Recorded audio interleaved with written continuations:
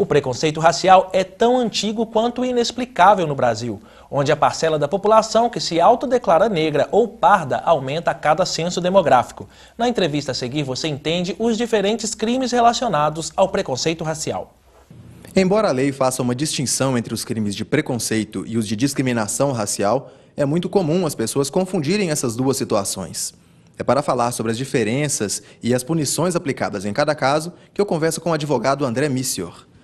Doutor André, qual a diferença, segundo a lei, entre os crimes de racismo, discriminação racial e injúria por preconceito? Bom, a injúria por preconceito ou injúria racial ou ainda injúria qualificada é previsto no Código Penal, no parágrafo 3º, no artigo 140, que é uma modalidade específica de injúria, que consiste na ofensa à dignidade ou decoro da pessoa. É simplesmente ofender a pessoa e, quando essa ofensa se utiliza de elementos referentes à raça, cor, etnia, procedência nacional, a pena é mais grave do que a injúria simples. Os crimes de discriminação racial ou racismo, que no fim das contas é a mesma coisa, são previstos numa lei à parte, que é a Lei 7.719 de 1989. Esses crimes consistem na vedação, no impedimento do acesso à pessoa ao exercício de algum direito em virtude de discriminação decorrente de raça, cor, etnia, procedência nacional. Então, a injúria é a simples ofensa à pessoa e o racismo ou discriminação é o impedimento da pessoa de exercer algum direito em virtude da raça. E as punições aplicadas em cada caso, elas sofrem variação ou são as mesmas para todos eles? No caso da injúria racial, a pena é de 1 a 3 anos, que é maior do que da injúria simples, mas é menor do que os crimes de racismo previstos na 7.716. Esses crimes são realmente mais graves porque você está impedindo a pessoa de exercer um direito assegurado a todos, e as penas, conforme as modalidades dos crimes previstos na lei, variam de 3, 5, 6 até 7, 8 anos. E pelo que o senhor tem observado aí, qual desses casos tem ocorrido com maior frequência? Olha, o que a gente vê com mais frequência são casos de injúria racial, casos que a pessoa ofende a outra utilizando o elemento de raça, cor ou etnia.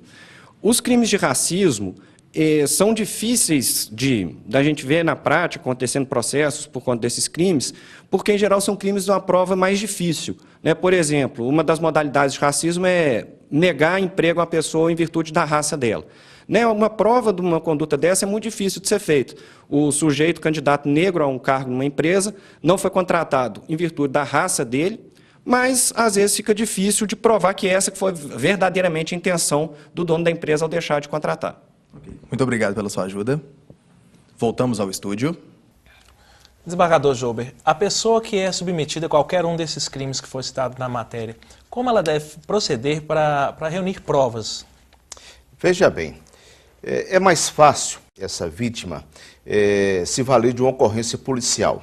Ela vai acionar a polícia e a vantagem da ocorrência policial é porque o próprio policial, no momento da lavratura da ocorrência, ele vai identificar as partes, ele vai arrolar testemunhas, ele vai lavrar um histórico no qual a vítima poderá descrever como os fatos ocorreram.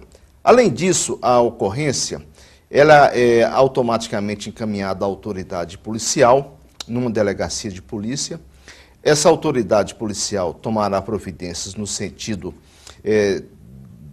no caso da prisão do infrator, e também promoverá diligências como a lavratura de um auto de corpo de delito, por exemplo, se for o caso. E tomará todas as diligências no sentido de obter todas as provas necessárias para instruir um processo. E, ao depois, remete isso para a justiça. Então, isso facilita sobremaneira para a vítima e tem todo esse aparato, todo esse trabalho do Estado à disposição dela. Obrigado.